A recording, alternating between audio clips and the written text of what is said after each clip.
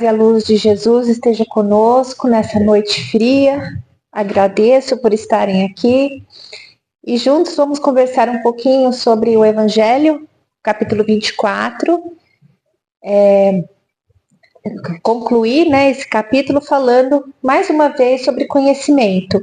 Então, que o candeeiro sobre o alqueire. Faça brilhar a vossa luz.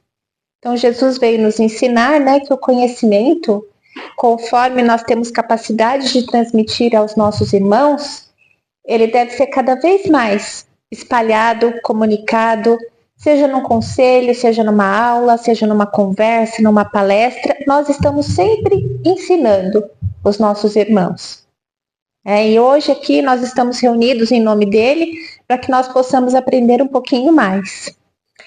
Lembrando, que a doutrina espírita, ela é filosofia de consequências morais, ela tem seus laços com a religião e tem o seu aspecto científico. O que eu trouxe aqui hoje são os ensinamentos de Jesus, o que Jesus ensinou e que a ciência só agora está começando a entender. Então é um pouquinho mais focado nesse aspecto científico da doutrina espírita. Quais são as 3 grandes ciências que envolvem a mente? A neurociência, a física quântica e a psicologia. Hoje em dia a gente vê estudos dessas 3 ciências em todos os canais, na internet, na televisão, nos periódicos impressos. Então essas ciências hoje elas estão trazendo, elas estão percebendo que tudo aquilo que Jesus dizia há 2000 anos, todos os seus ensinamentos, hoje eles têm uma total aplicação no nosso dia a dia. O nosso mundo está tão carente, de significado, de direção, que as palavras de Jesus, desde lá de trás e agora sendo melhor interpretadas e melhor entendidas, inclusive pela ciência oficial, elas trazem para nós uma visão muito mais ampliada, e de muito benefício, não só para a nossa saúde física, mas para a nossa saúde psíquica também. Então, a neurociência é um ramo da ciência que estuda o cérebro. Então, são formas que nós, modernos, abordamos o cérebro através, por exemplo, de exames como a ressonância magnética, que ele é utilizado para detectar e para prevenir doenças desde muito antes do seu aparecimento. Nós temos a aplicação, por exemplo, na tecnologia. Os celulares, o GPS, eles não poderiam existir hoje se não fossem esses estudos científicos aprofundados. E a neurociência traz para nós, com relação aos ensinamentos de Jesus, que a oração e a meditação são estados de consciência que podem nos induzir à paz interior, podem nos induzir a um estado íntimo de contemplação que pode chegar em níveis de cura, porque alteram as nossas vibrações. Então, isso hoje está totalmente mapeado, estudado pela ciência, demonstrando que a meditação, que a prece, que as atividades contemplativas, trazem para nós toda essa vivência que Jesus lá atrás já sabia e aplicava. Será que lá atrás Jesus ele poderia denominar de neurociência? Será que ele ele colocava este nome naquilo que ele ensinava, que ele pregava? Provavelmente ele não lhe colocava esse nome, mas com certeza, como um grande mestre espiritual que era, ele era sábio, a ponto de saber que aquelas práticas, que ele orientava que os seus discípulos e que seus ouvintes tivessem de contemplação, de elevar os pensamentos ao Pai, agradecer pelo dia, pedir auxílio quando necessário, fazia com que o nosso cérebro humano ele vibrasse numa frequência tal que entrasse nas faixas vibratórias da espiritualidade positiva. Então, ele poderia não colocar esses nomes, mas como espírito avançado que era, ele já trazia para nós tudo isso que a ciência está descobrindo só agora. Eles não estão inventando, porque essas coisas já existiam. Então, descobrir é diferente de inventar. A física quântica, ela é um outro ramo da ciência que estuda o comportamento da matéria. Então, nós sabemos que tudo no universo é energia. E que toda essa matéria é energia, toda essa matéria que compõe o universo, ela é composta de pequenas partículas chamadas de átomos. E esses átomos, nas suas diversas combinações, é que constituem os nossos corpos, constituem os astros, tudo aquilo que existe no nosso universo, e que tudo isso emite uma vibração. Então, a física quântica estuda esta vibração e o que faz com que determinadas combinações plasmem coisas diferentes, como, por exemplo, os nossos corpos. Nós somos constituídos de átomos que vibram em frequências que emitem, no nosso caso, num corpo encarnado, o seu espírito emite uma frequência muito individual, sua, que forma ao seu redor um campo magnético que permite com que você seja reconhecido nos planos espirituais pela frequência que você emite.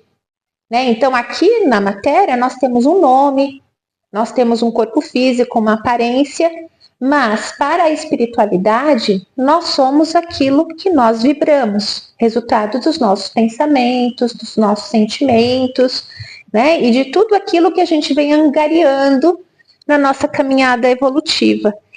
Hoje, nós somos a nossa melhor versão.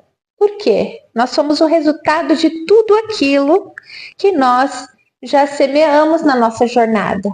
Então, hoje, se nós temos uma colheita boa, no sentido de prosperidade, de paz, de saúde, de harmonia na nossa existência, na nossa vida, é porque nós estamos colhendo resultados positivos daquilo que nós semeamos. E a nossa vibração acompanha isso. Eu não posso ser uma pessoa revoltada ou raivosa e emitir vibrações de paz, Não é consoante. Então, o nosso corpo emite aquilo que nós somos.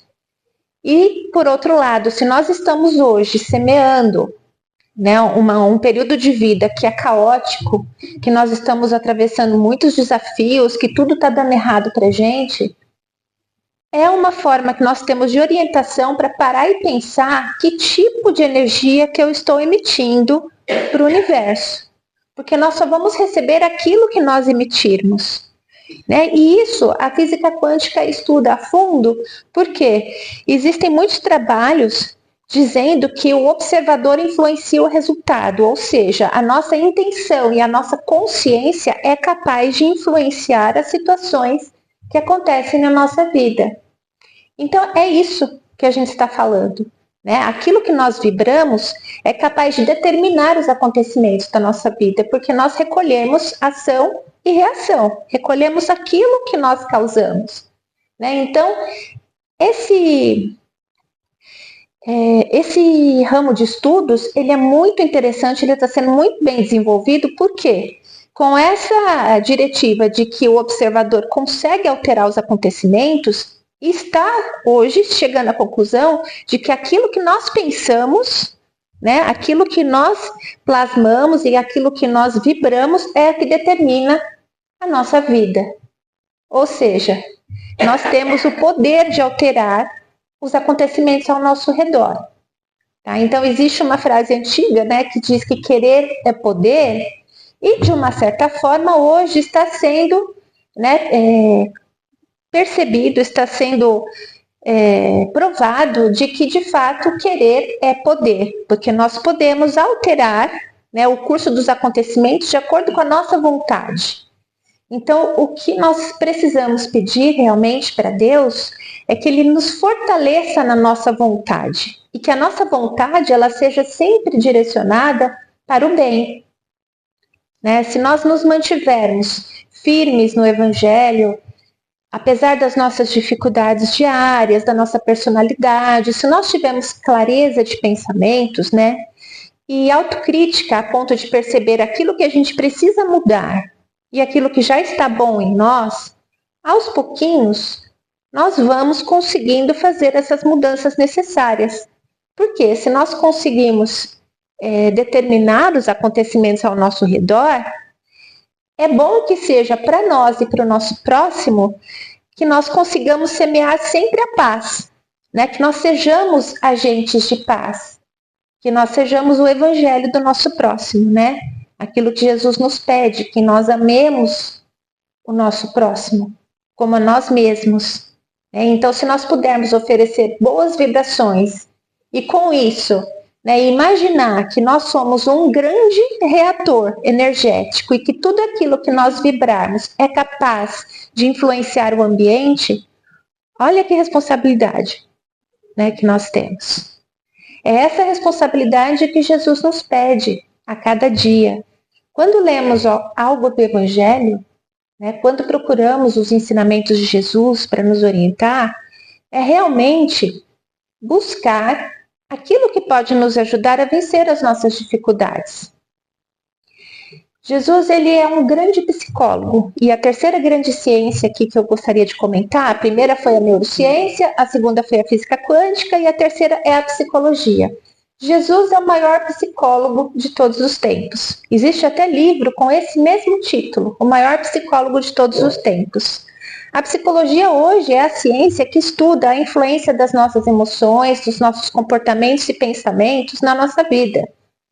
Então, tudo aquilo que a gente vem falando encontra eco na psicologia. Por quê? Se nós estamos em relativo equilíbrio, né, mental, emocional, físico, nós estamos operando bem na nossa vida, nós estamos vibrando bem, estamos nos comportando de uma forma produtiva. E quando não é assim, nós temos então a psicologia para nos ajudar através da terapia, né? Quem fez terapia já sabe que é um processo lento de autodescoberta. A gente vai confiar ao profissional as nossas dificuldades, os nossos pensamentos mais íntimos, aqueles pensamentos que nos assustam, né? Aquelas coisas que nós pensamos e não contamos para ninguém. E com o tempo, nós mesmos, induzidos pelo psicólogo, nós vamos conseguindo perceber o que é bom e o que não é bom e como modificar esses padrões. É a mesma coisa com Jesus. Desde lá de trás, se nós formos verificar as parábolas de Jesus, né, nós vamos perceber que ali é uma psicoterapia coletiva. Quando ele diz, né, bem-aventurados os pobres de espírito, bem-aventurados os sobrecarregados, bem-aventurados os sofredores, ele está entendendo a dor de cada um se sente acolhido, porque sabe que Jesus está enxergando no seu íntimo a sua dor, se sente como um filho preferido, né, por estar sendo enxergado e acolhido naquele momento, e naturalmente presta atenção nas palavras dele, porque se sentiu tocado. Então ele fala que bem-aventurados todos aqueles que sofrem, né, porque vão descansar em seu colo, no colo de Deus algum dia. Porque aquele sofrimento, ele é passageiro. Assim como na terapia nós estamos em sofrimento, entregamos o nosso sofrimento para que ele seja curado, Jesus, ao longo da nossa vida, faz em nós, se nós quisermos de verdade, uma grande psicoterapia e nos tira da dor e nos leva para a paz. Os ensinamentos de Jesus em parábolas, eles são um grande remédio para a nossa psique, porque aquelas historinhas aparentemente simples e que até hoje nós conseguimos a cada leitura encontrar um novo significado, eles trazem para nós momentos de lucidez. Então a gente entende uma dificuldade, a gente consegue elaborar uma emoção mal colocada, um trauma, nós choramos, nós encontramos o fio da meada, assim como na psicoterapia. Então as parábolas, elas trazem metáforas que o cérebro, quando entra em contato com essas palavras, são histórias genéricas do cotidiano. Jesus fazia assim porque ele sabia que aquela população ali daquela época não tinha condições de entender algo um pouco mais sofisticado ou revestido de religião. Jesus era judeu E Jesus tinha conhecimento da Torá, tinha conhecimento das leis judaicas da época, ele inclusive pregou no templo, né? Só que se ele usasse aquela linguagem religiosa, a moda dos fariseus da época, com a população, ele não seria entendido. Então ele preferiu usar o recurso das parábolas, que são metáforas, onde, por comparação, alguém se vê espelhado naquela história. Né? Então, a parábola dos 10 talentos, a parábola da figueira seca, vários ensinamentos onde as pessoas falam, opa, esse ensinamento se encaixa na minha vida. Aonde será que eu posso aproveitar isso? Será que eu sou realmente, me comporto como uma figueira seca? Então, assim, sem dar bronca, sem fazer sermão, sem fazer aquelas preleções de 2 horas, Jesus, em poucos minutos, conseguia captar a atenção das pessoas, fazer com que elas pensassem. Ele não entregava o alimento espiritual pronto, ele dava subsídio para que a pessoa pensasse ativamente, o cérebro já se ativava e aquela historinha simples fixava na retina espiritual daqueles ouvintes. Então, aquele era um recurso que hoje a neurociência sabe que ele é muito mais eficaz do que um sermão. Então, colocar o cérebro no sujeito ativo, ao invés de passivo, é muito mais eficaz. E isso Jesus já sabia e só agora a ciência está descobrindo. Então, olha quanta sabedoria que nós encontramos nesse irmão maior que está sempre nos dando a mão. Desde antes de sua encarnação aqui na Terra, ele, como governador do planeta, ele já vinha cuidando para que nós pudéssemos, pouco a pouco, numa psicoterapia terrena, irmos nos curando de todos aqueles traumas, vivências, mágoas, ressentimentos das nossas várias existências. Às vezes, nós pensamos que as nossas existências, elas mudam, né, dramaticamente de uma para outra. Nós nascemos em outro lugar, somos um outro personagem, conhecemos outras pessoas. Mas, na verdade, não é assim. Uma é continuação da outra. Às vezes nós estamos numa experiência em terras diferentes, com pessoas aparentemente diferentes, porque os espíritos sempre se encontram, né? As energias sempre estão entrelaçadas, nós espiritualmente somos uma rede invisível, né? Aonde os corpos podem diferir, mas as experiências e as energias que precisam ser trabalhadas são as mesmas. Então, se eu tenho dificuldade com raiva, eu vou passar inúmeras vidas me debatendo com situações onde a minha raiva, a minha paciência, a minha irritação, a minha depressão vão ser testadas. Por quê? Vão acontecer coisas, vão acontecer gatilhos para que essas emoções venham à tona e elas me perturbem tanto, que fica num nível do insuportável que eu falo assim, chega, hoje isso acaba, eu não aguento mais viver desse jeito. Aí você vai tomar uma atitude, ou você vai fazer uma terapia, ou você vai buscar informações para lidar melhor com você, você vai entrar numa religião, você vai chegar numa casa espírita, você vai procurar se entender. Porque aquilo já não está dando mais. E é assim que funciona, nós vamos gastar 1, 2, 3, 4 vidas até a gente chegar neste ponto de falar, hoje deu. Aí você vai lidar com aquela dificuldade. Não importa se aquela raiva que você tem é da sua personalidade, não importa se veio de um trauma, importa o que você vai fazer com aquilo que está lhe incomodando e certamente incomodando os próximos ao seu redor. Por quê? Ninguém reclama de uma pessoa que emite paz. E você também não vai se reclamar se você estiver sempre equilibrado e sempre em paz. Porque é um estado positivo. O seu cérebro trabalha melhor e, por consequência, como ele é o comandante do seu corpo trabalha melhor. Você vai se incomodar quando você está num estado negativo. Né? Por quê? Nada funciona direito. Nós não fomos feitos para o mal. Nós vivemos em momentos, às vezes, praticando o mal ou sofrendo as consequências do mal, que muitas vezes nós mesmos semeamos, porque nós somos ignorantes ainda. Mas nós não fomos feitos para o mal. Então, nem o nosso corpo físico responde bem à raiva. Vocês sabiam que depois de um acesso de nervosismo e de raiva, a nossa imunidade demora mais de 8 horas para se recuperar? Nós ficamos vulneráveis. Às vezes, a nossa resposta assim, mais lógica, dependendo da situação, é ter um ataque de raiva, aí dá aquele prazer momentâneo de que você botou para fora, falou o que tinha que falar, ficou pé da vida, né? Não levou o desaforo para casa, mas isso dura 5, 10 minutos, porque é uma descarga energética. Te faz, naquele momento, um pouco de bem, mas depois, quando essa energia começar a se dissipar, você que não é mal, você só teve um mau momento, você vai começar a se culpar. Você vai começar a querer se justificar. Ah, mas ela também me provocou, né? O que eu podia falar para ela naquela hora? Ela só tinha que ouvir aquilo mesmo. Aí a gente fica naquela conversa mental e o corpo tá lá, fervendo, reagindo, os hormônios circulando, por quê?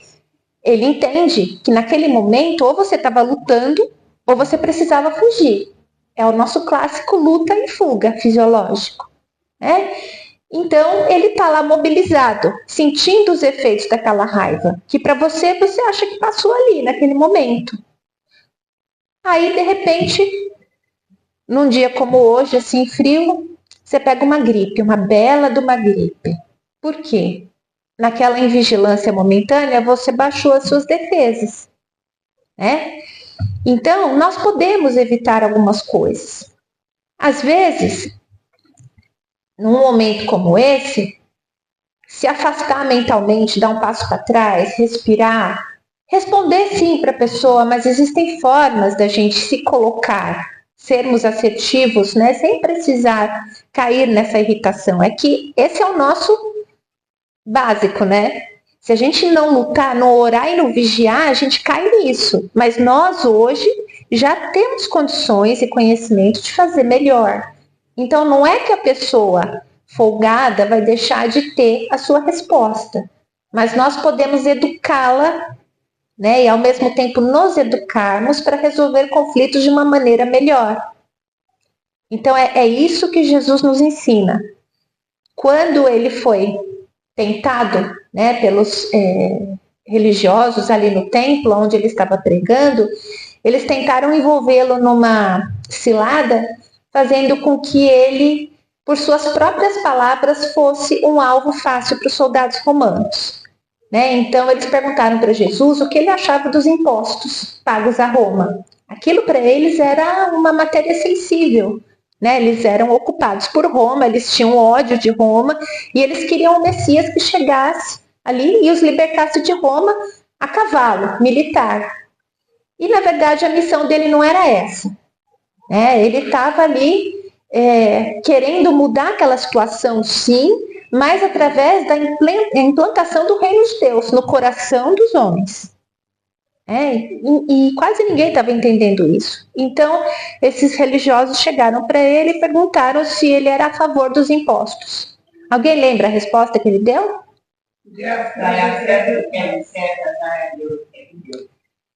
Olha, gente, que lucidez, né? Ele deu uma lição ali em todos.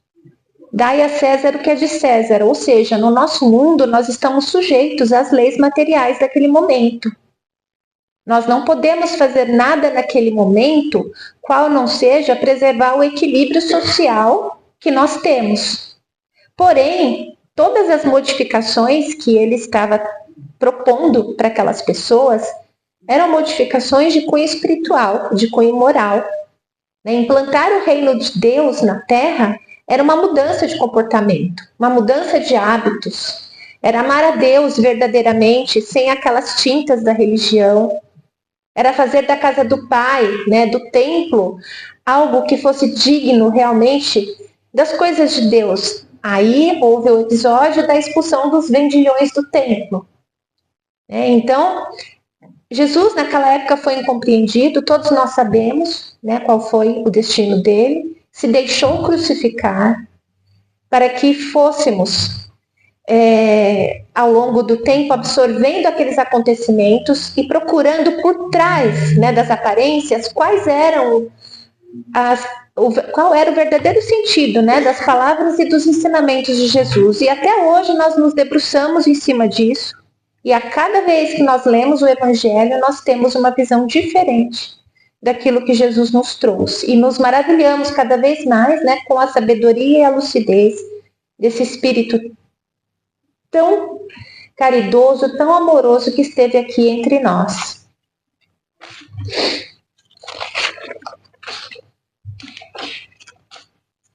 Então, das parábolas, né, que eu já falei brevemente aqui das parábolas de Jesus, a ciência entende que, como metáforas, elas são muito mais eficazes, né, do que se elas fossem tidas como um sermão, um ensinamento formal, onde as pessoas se sentem agentes da própria transformação. E todo doente, ele reage melhor ao tratamento quando ele é convidado a se integrar ao seu tratamento.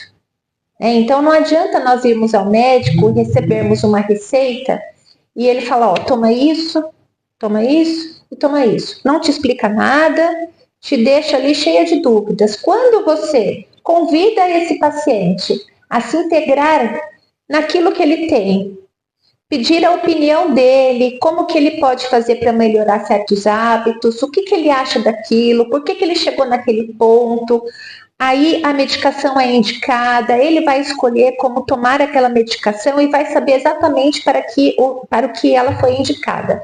Concordam que a adesão ao tratamento é muito melhor? Então era assim que Jesus pensava e assim que ele fazia. Ele tocava no coração da gente, né? As mensagens chegavam diretamente no coração através do entendimento. Então, ele fazia isso através das parábolas.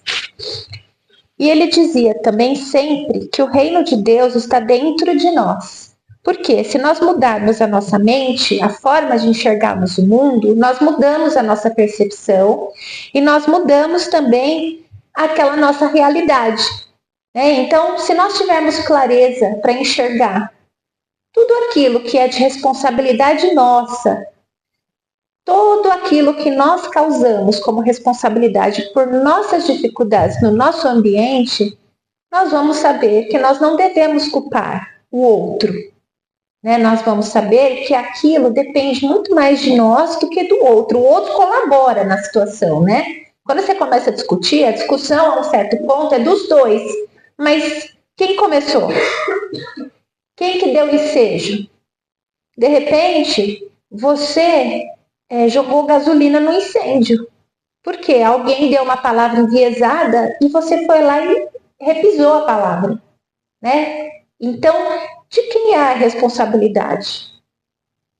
Às vezes a gente tem que parar para pensar e perceber que se nós tivéssemos nos segurado e falado assim, olha, calma, não é por aí.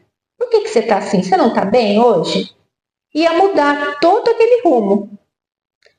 Mas quem de nós que às vezes tem paciência, tem sabedoria para chegar nessa situação de impedir uma discussão?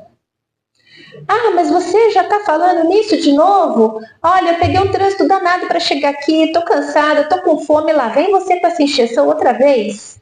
E aí o outro replica.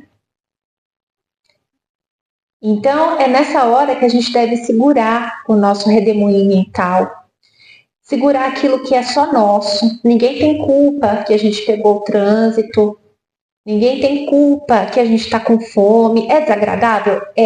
É o estado assim do ser humano mais desconfortável. Fome, frio ou calor, cansaço. Esse é o desconforto. E se a gente pensar nas misérias sociais, é onde as pessoas estão realmente afundadas na miséria, na fome, no frio, na falta de segurança, Então, isso de fato incomoda, mas isso é nosso. Se a gente chegar em casa com calma, ir lá, comer alguma coisa, descansar um pouquinho, se dar aquele tempo, Saber que se você conversar naquele calor ali, vai dar encrenca, se segura, porque você já se conhece, você sabe que não vai dar bem, vai dar ruim. Deixa para conversar depois. É isso que é autoconhecimento, gente. Autoconhecimento não é assim, eu gosto disso, eu gosto daquilo, eu gosto de rock, eu gosto mais de montanha do que de praia. Não é assim o autoconhecimento. O autoconhecimento é saber que você não funciona quando as suas necessidades básicas estão ameaçadas. Então, se você já sabe que uma conversa não vai rolar nesses termos, tenha a sabedoria de quando acontecer isso, falar, peraí, só um minutinho, eu vou ali, eu vou tomar um banho, vou comer alguma coisa, daqui a pouco a gente senta, a gente conversa, pode ser? A pessoa vai falar assim, mas não, primeira vez.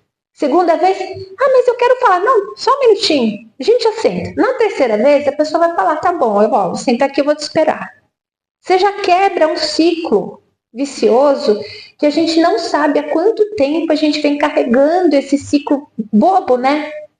Bobinho, aparentemente, mas às vezes é um problema nosso de controle emocional que a gente vem carregando há muito tempo. Muito tempo. Quem já não viu aquelas crianças birrentas? Tá certo, tem muito de má educação, mas aquelas crianças que desde o berço elas parecem que não suportam ser contrariadas. Você fica espantado porque parece ali que naquele bebezinho, naquele recém-nascido, tem um ser altamente consciente e voluntarioso. Se não é na hora que quer, a criança abre uma boca. É um bebê? É. Precisa de ter suas necessidades atendidas? Precisa. Mas se a gente observar com olhos de ver, a gente já vai começar a ver as tintas do espírito ali. É um espírito milenar que está reencarnado ali naquele bebezinho. Então ele já se expressa desde o momento da concepção, né? Então, se a gente pegar esse bebezinho, falar com calma com ele, né? Falar, tá aqui, olha, vamos tomar o seu TT, falar com carinho, não pegar os gritos, aquela coisa, aquela casa que a pessoa chega, liga aquele som no último volume.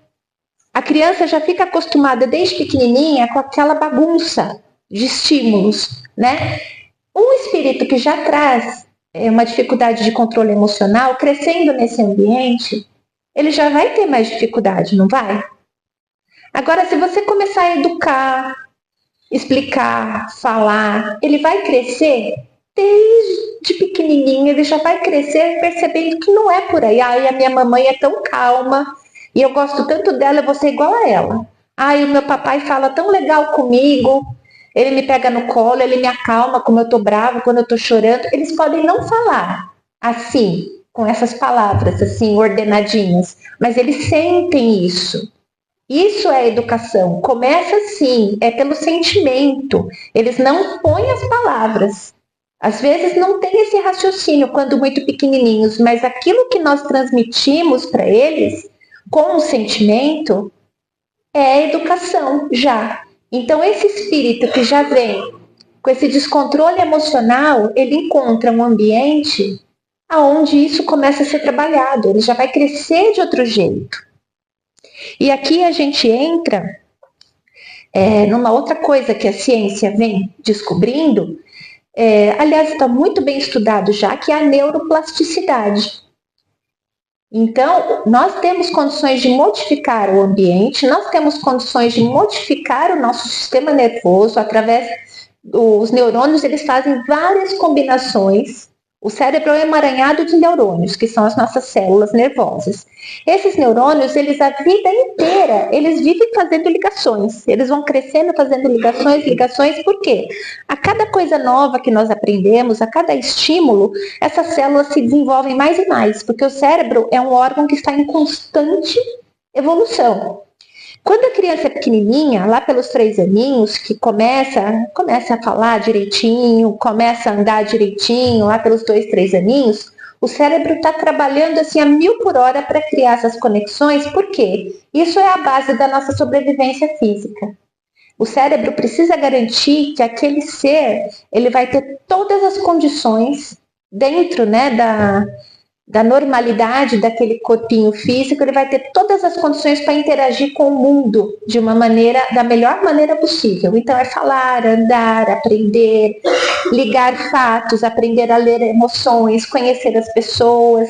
Então cada dia mais, cada aprendizado novo, aquele cérebro vai se configurando. Isso chama-se neuroplasticidade.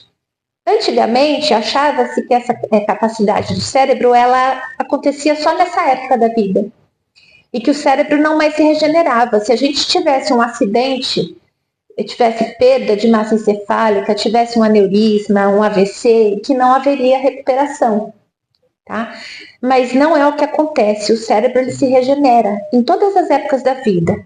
Claro que na idade, né? Na velhice, essa recuperação é mais lenta, então qualquer dano ele é mais difícil de ser revertido. Mas isso quer dizer o que para nós aqui em termos, né, de aprendizado? Isso quer dizer que enquanto houver vida, nós temos que aprender. Enquanto houver vida, nós estamos nos educando. Isso pensando na vida física, né? Porque mesmo enquanto espíritos a gente está aprendendo e se educando.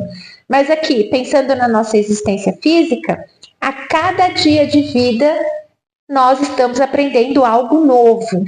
Nós estamos nos educando e é sempre tempo de reparar maus hábitos. Às vezes as pessoas falam assim, mas eu já não tenho idade.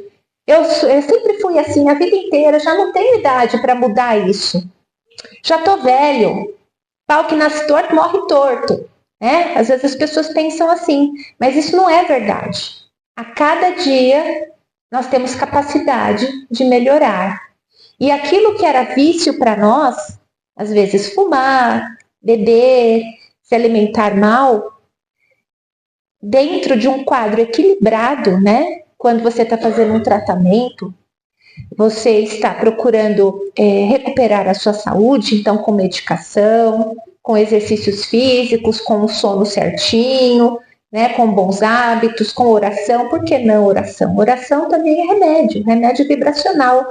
Nós podemos vencer qualquer coisa, tá? Desde que nós queiramos. Nós temos capacidade para mudar a nossa realidade. O nosso cérebro é plástico, ele se adapta e ele aprende novos hábitos. Se nós insistirmos, aí começa aquela dieta. 1 dia, 2 dias, caiu. Aí abandona. 1 dia, 2 dias, 3 dias, caiu. Já foi provado cientificamente que o cérebro demora mais ou menos 20 dias para incorporar um novo hábito. Então vai ser difícil? Vai, mas a gente tem que ser perseverante. Se a gente ultrapassar o 20º dia, a gente consegue consolidar esses novos hábitos, seja deixar de fumar, seja dormir direitinho. Às vezes a pessoa pensa, eu tenho insônia, eu vou atrás de um médico para tomar um remédio. Às vezes é só uma questão de ajuste. Larga o celular, escolhe uma hora para dormir, deixa o quarto apagado e deita e fecha os olhos. Existem pessoas que precisam de tratamento, óbvio, eu não estou falando isso, tá? Mas existe muita gente, eu já conversei com muitas pessoas que a questão era só mudar os hábitos, tá? Então tudo é possível.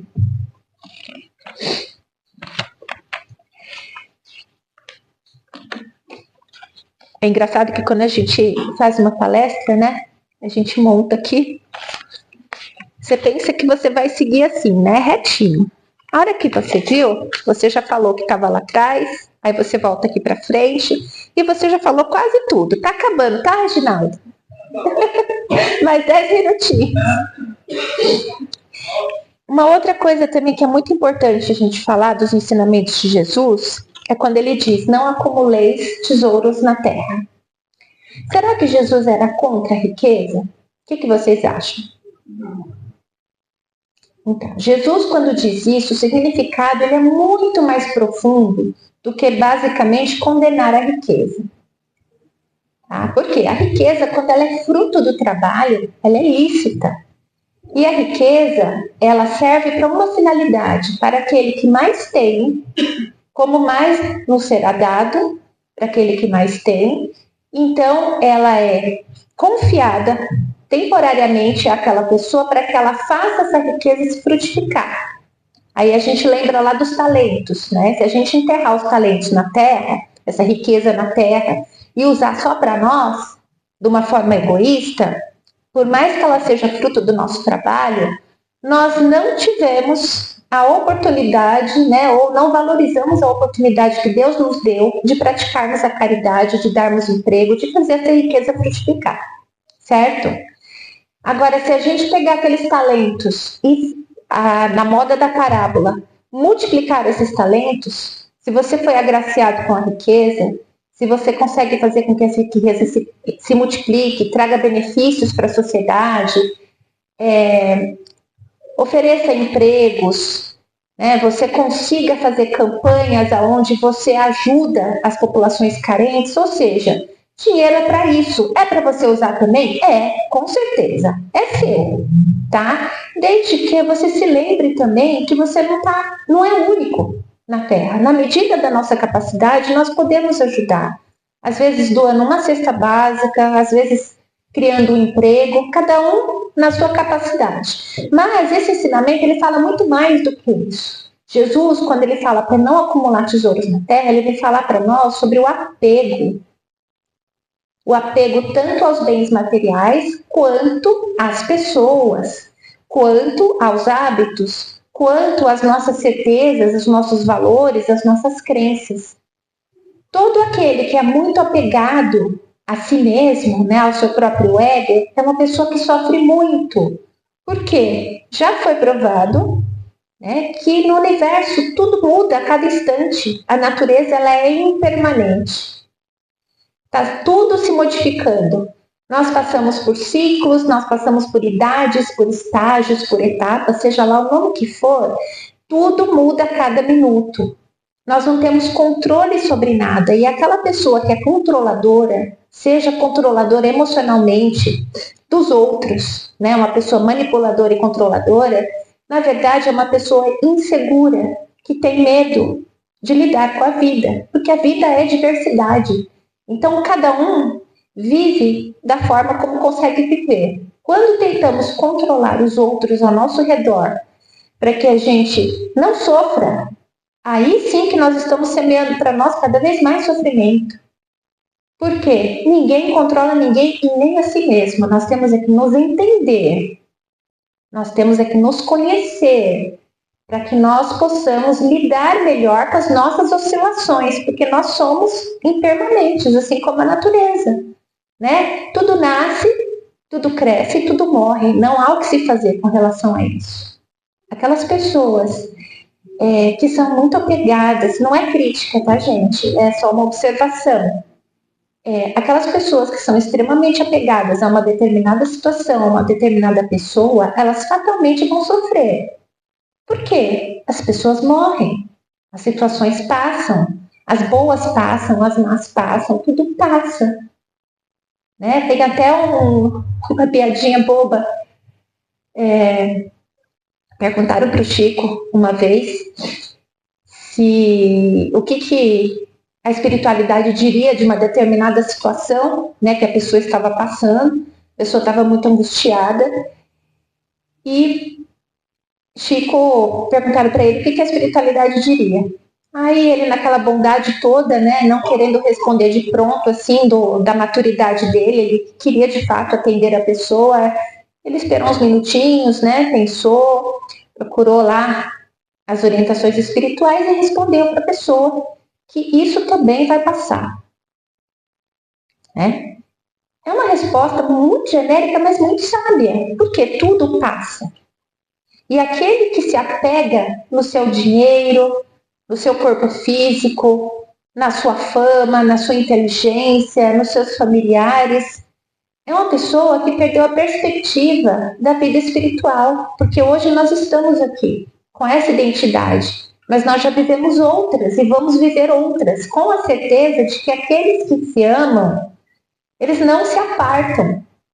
Mesmo que exista um rompimento físico pela morte, as pessoas que verdadeiramente se amam, elas não se apartam. A prova disso, né, está no mundo espiritual, que traz os nossos entes queridos em nossos sonhos, né, na presença ao nosso lado. Quantas vezes nós sentimos essas presenças, não? Nas psicografias, embora seja um pouco mais raro, né? Quando acontecem, elas trazem para nós a certeza da continuidade. Então, não devemos ter medo. Nós vamos sentir a dor? Vamos. É legítimo que se sinta, né? Nós amamos e muitas coisas ainda nós não entendemos ou somos imaturos para entender. Jesus não disse que as pessoas não devem chorar. Não se trata disso, se trata do apego, né? Daquela certeza de que se eu segurar aquela situação com as mãos, aquilo não vai mudar. Isso não é verdade. Então Jesus ele vem dizer: não acumuleis tesouros na terra, mas são todos os tesouros. Quando ele diz que, né, os nossos tesouros são aquilo onde o nosso coração está colocado, é tudo aquilo que a gente realmente quer para nós. Então, o apego é algo que a gente deve procurar superar, com a certeza de que tudo que é nosso, né, tudo que importa, na verdade, que é invisível aos olhos, é o que importa, né? Vai continuar ao nosso lado. E para terminar, nós percebemos, né, que com essa breve fala sobre essas ciências, né, neurociências, psicologia, física quântica, que os pensamentos moldam a realidade. Isso vem da física quântica. As crenças curam ou adoecem. Então, nós temos controle sobre o nosso corpo, na medida do nosso possível. Quando escapar do nosso possível, não devemos ter apego, porque tudo passa, tudo é transitório nessa vida e nós estamos em experiência aqui. Viemos de muitas e vamos ainda para muitas. E a consciência transforma. Ou seja, quanto mais nós entendermos, quanto mais nós aprendermos e principalmente quanto mais nós aplicarmos os ensinamentos de Jesus, mais nós vamos ter leveza espiritual, leveza mental, leveza emocional, e isso é um fenômeno progressivo. Quanto mais lúcido estivermos, mais beleza, mais luz nós vamos conseguir enxergar ao nosso redor. Isso vai fazer com que nós consigamos também ser o remédio para outras pessoas, através do exemplo. Porque como Jesus bem se colocou como um sábio, mas não um impositor de ideias, o exemplo educa. Então, quanto mais luz espalharmos ao nosso redor, mais luz nós podemos esperar de volta para nós. Aí isso vem da lei de ação e reação. Aquilo que nós plantarmos, nós colheremos. Então, nesse momento, ainda tem uns 5 minutinhos, né, Reginaldo? 5. Nesse momento, vamos fechar os nossos olhos e agradecer mentalmente à espiritualidade por esse momento em que nós podemos nos reencontrar aqui no centro. No momento onde nós deixamos as nossas preocupações momentaneamente de lado, nos concentramos naquilo que importa, que é o nosso espírito, e nos fortalecemos fisicamente para continuar nossa jornada. Sabendo que aqui, nessa casa bendita de caridade, encontramos, assim como nós, os nossos irmãos desencarnados. Vamos imaginar no nosso lado direito aquele ente querido que já está lá no plano espiritual, há muito ou pouco tempo. Vamos agradecer a ele a tudo de bom que ele trouxe para as nossas vidas. A todos os bons momentos, a todas as risadas, a todo o amor. Agradecer assim de coração por tudo aquilo que, mesmo sem querer, ele nos fez ver sobre nós mesmos. Às vezes num conselho, às vezes numa discussão, às vezes numa palavra dura, mas que serviu para a gente refletir e perceber o acerto daquele conselho. Agradeçamos a esse irmão que está do nosso lado e desejemos a ele que prossiga na sua jornada com muito amor. que consiga aprender tudo aquilo que ele, na privilegiada posição de já estar no plano espiritual, consegue perceber. Hoje ele se vê mais maduro, mais lúcido, consegue entender melhor as coisas que lhe aconteceram na vida e sabe aonde ele tem que acertar.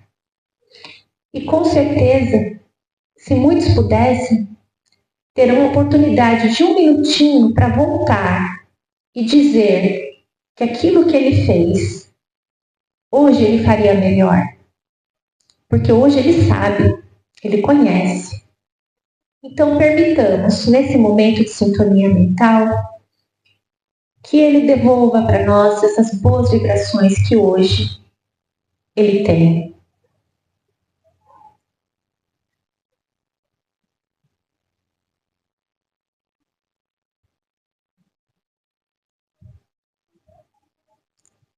E que esse momento bendito de comunhão seja luz em nossas vidas, tanto nas nossas vidas quanto na vida dos nossos entes queridos. Que a espiritualidade envolva todos nós em muita luz, envolva os nossos irmãos, os encarnados, e agradecemos, ó Deus, Jesus, por esse momento. Graças a Deus. É isso.